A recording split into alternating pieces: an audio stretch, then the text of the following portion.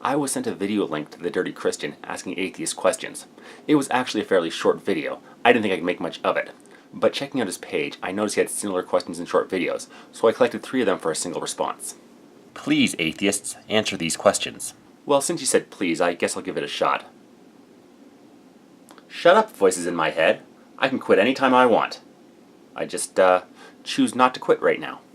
But I have some questions for atheists that I'm trying to understand myself. It appears to me that most atheists are Western influenced, typically white, and typically male. Now there are some female atheists out there, and they typically subscribe to very militant feminism. Huh? White? Male? Western? Does that really describe me at all? Okay. First off, like all stereotypes. Good point. Like some stereotypes, this is a vast simplification. As for Western influenced, if you look at the countries where it's dangerous or even illegal to be an atheist, they fall in the Eastern Hemisphere, so it would make sense the atheist community there would not be as vocal as it is here. I'm glad I'm in a place where I can live as I want to without fear of reprisal for thought crime. I wish everybody could. Yes, a large percentage of the atheist community is white, but if you look at the numbers, the percentage of population broken down by ethnicity pretty much matches the breakdown of unbelievers with only a 3 or 4% deviation. Yes, whites make up the majority of atheists, but they also make up the majority of the population in general. That is not to say there are no atheists of color. Here's a listing of just a few prominent non-white atheists and atheistic organizations. In the same way, you could say the average American is white, which technically would be the case, but would be doing a disservice to the many out there who do not match the majority. The Washington Post has an interesting article discussing how many ethnic minorities are reluctant to come out publicly as an atheist, as religion is often tied to cultural identity. Many minorities worry they will be shunned if they reveal they do not share the same beliefs as the majority of their community, which might explain why they do not appear as often as white atheists. As for women, I've met many females who lacked a belief in God, and none of them have been particularly or even slightly militant. I'm going to give you the benefit of the doubt and assume you went radical in the political, not pejorative sense, which is a bit more accurate. Many women who do not believe in a God also can't think of a reason there shouldn't be social as well as political equality between genders. Or there's the reverse, where women who think they should be treated the same as men on a social level will discard the beliefs found in many religions, especially the dominant ones in Western culture, that say women should be subservient. So my question is, and this is just from stuff that I've watched because, again, I don't have an interest in trying to disprove atheism or anything like that. I literally I don't understand why. Why is it that most atheists debate and try to tear down Christianity? I don't see a lot of atheists debating Buddhists or Muslims or Jews. It's mostly Christians that they debate against. I have responded to Muslim and Jewish theists as well, but Christians are the ones who publish the most questions and arguments for atheists, so it would make sense that the majority of the response videos I make are directed towards them. I do admit that there are atheists out there who assume that theism equals religion equals Christianity because that's the one the culture is saturated by, something I try not to do myself.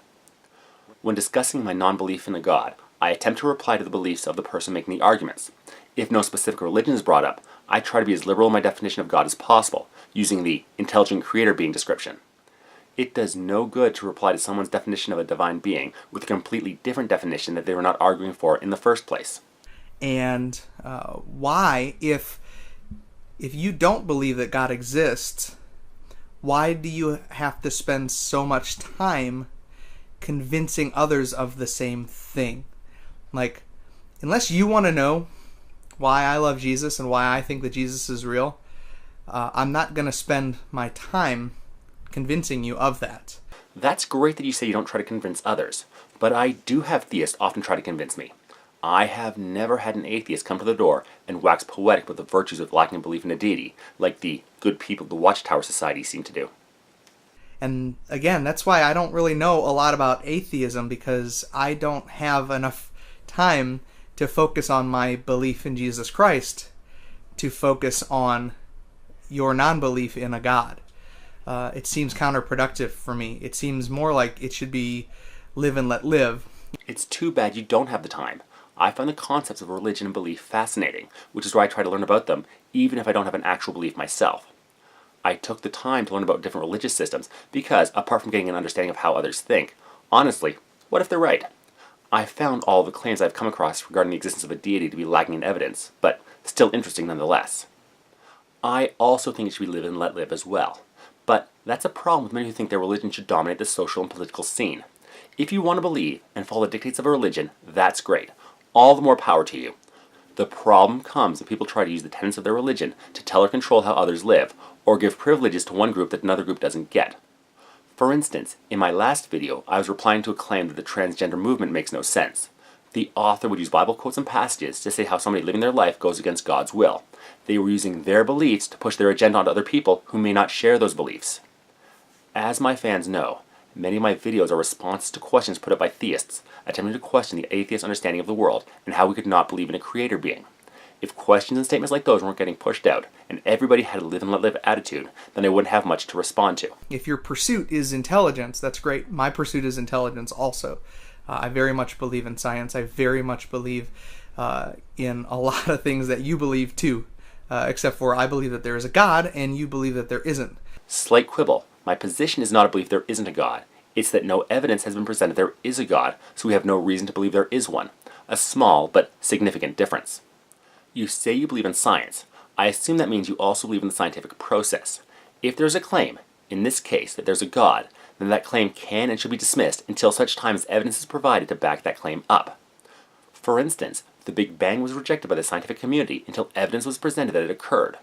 Once this evidence was presented, the scientific community accepted the Big Bang.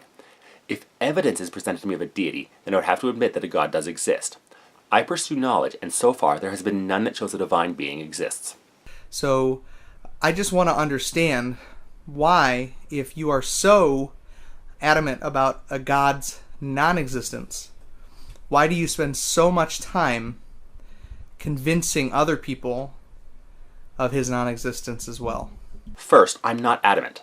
I admit I could be wrong, and if evidence is presented that an intelligent creator being designed and built the universe, I will have to accept it.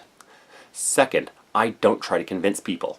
Many of my videos are responses to questions I get asked, like, why do I lack a belief in a deity? How do I live my life without a divine being to turn to? Many gotcha questions that don't seem to understand I don't know can be a legitimate answer, and of course, some inane ones. If somebody wants to believe, they can go ahead and believe. Until somebody tries to use their beliefs to control how others live their lives, I have no problem with anybody holding a belief. But if I come across questions as to my understanding of the universe, I'll try to answer them. I figure, in general, if questions are being asked, then somebody must want an answer, right? Another question for atheists. Purpose. My question is, a couple people said that, why do people get so hung up on having a purpose? And as a Christian, I can tell you that knowing that I have a purpose in Christ is fulfilling to me. It's not the reason that I want to do good things, but it's a peace that I'd never had before. That's great. You believe you were given a purpose by an external intelligence. If that helps you get through the day, then good on you. But there's a difference between believing you have been given a purpose and actually having one. I have never been shown anybody having a purpose from any kind of outside force. Except, of course, the people that work at SeaWorld who take care of them. Knowing that God has saved me, has drawn me out from where I was, and given me a specific purpose. And I know that God's given purpose to atheists. Everybody has a purpose in God. You claim you know this. How do you know you have a purpose? If you feel you have one, wonderful. I won't dismiss your feelings. But do you have any proof or evidence to back up your claim that you and everyone else has a purpose? I still haven't been shown that any intelligent creator being exists, let alone one that has a purpose for us. And followers of other religions often claim their God has a purpose for them. How do you know they're wrong and you're right? Because in his sovereignty, he puts and sets everything in motion. So I guess my question for some of you is it really okay for you to feel like you don't have a purpose, or do you feel like you have a purpose somewhere else, in some other way, in some other means? I'm just curious. I don't believe that I've been given a purpose from a force outside of my life. And that's an amazing feeling, because it means I get to choose the purpose and meaning for my life. And right now, as I've mentioned several times in other videos, the purpose I've given myself is to be the best father to my son and best husband to my wife as possible.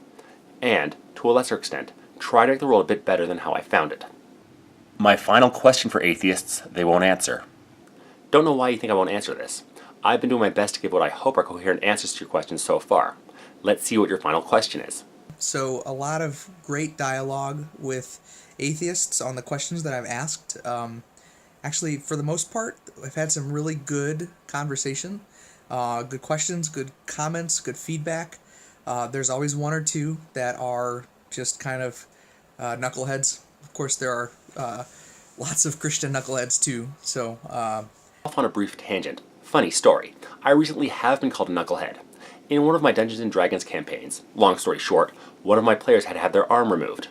Our group enjoys a bit of wordplay, and if we get to punning one another, we will. After a flurry of hand-related puns, one of the players was shocked, absolutely shocked, that I could come up with a clever wordplay on my own, and mentioned how it comes to these pun-offs. I'm usually a knucklehead. So my final question for atheists is simply this, and I think that this is the mindset where this is going to define where you're at.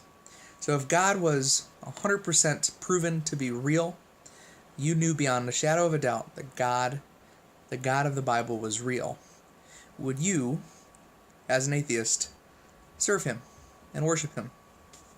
Technically, if you were to prove that any god, and specifically Yahweh from the Bible, was 100% real, I wouldn't be an atheist. All I ask is evidence be provided. I have often said that all I require is proof, and I'll accept the claims the evidence proves.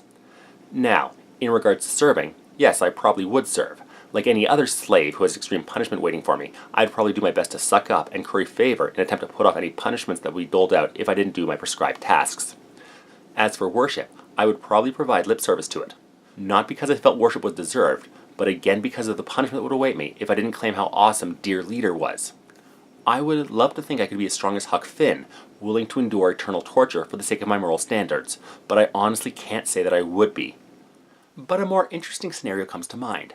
What if it was a god similar to the one in the Bible, but actually omniscient? In this case, it would be a god that knows everything, which would include knowing an argument that could convince me both to serve and worship it freely, explaining both the existence of and justifications for what we consider atrocities in the world. Now, ordinary men have convinced others to follow them, and that's just with normal human-level arguments. Being able to make omniscient arguments could, in theory, make a logical argument that everyone would have to accept and not be argued against, and an omnipresent one would be able to provide that argument to everyone. This, of course, begs the question, what would you do if another religion was shown to be correct? What if you received 100% proof that Islam was correct and Allah was the proven deity? Or if the pantheon of Hindu gods were proven to exist? Or even a god that we never could have conceived of that demands you perform what you consider to be extremely immoral actions? Would you disband your current beliefs in the face of this new evidence, and would you blindly follow and worship them? We could play this game all day. Basically, if there was evidence that a divine being or beings existed, I would have to accept that evidence. But that wouldn't lead to me blindly accepting their teachings as moral. In the end, no such confirmation has been presented, so it all remains an academic thought experiment with no bearing on the real world. Hopefully, these responses have explained a bit of my understanding of the universe and clarify my actions. As always, if anybody out there comes across more questions like these you think I'd enjoy, please send them my way.